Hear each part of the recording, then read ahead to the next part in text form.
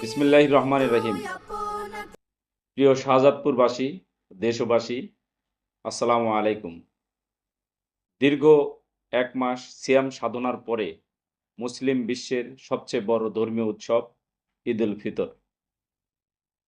আমি আমার সংগঠন বাংলাদেশ জাতীয়তাবাদী যুবদল শাহজাদপুর উপজেলা যুবদলের পক্ষ থেকে দেশবাসীকে সবাইকে জানাচ্ছি পবিত্র ঈদ উল ফিতরের শুভেচ্ছা। ঈদ মোবারক।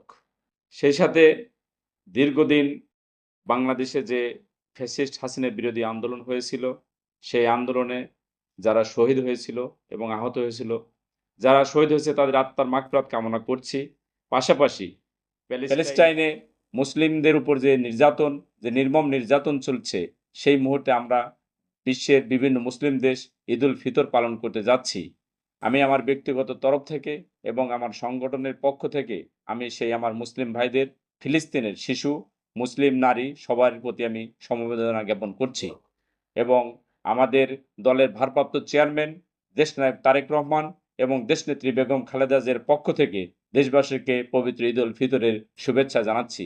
সর্বশেষে আমরা যারা নির্যাতিত, নিপীড়িত হয়েছি বিগত সরকারের সময়, যে সময় যিনি আমাদের শাহজাদপুরের বিএনপির কাণ্ডারি হিসেবে দায়িত্ব পালন করেছেন, শাহজাদপুর উপজেলা বিএনপির সাবেক সফল আহ্বায়ক, 2018 সালের যিনি ধানের শীষের প্রতীক নিয়ে নির্বাচন করেছিলেন, professor doctor M A Muhith সাহেবের পক্ষ থেকে শাহজাদপুরবাসী এবং দেশবাসীকে শুভেচ্ছা জানাচ্ছি।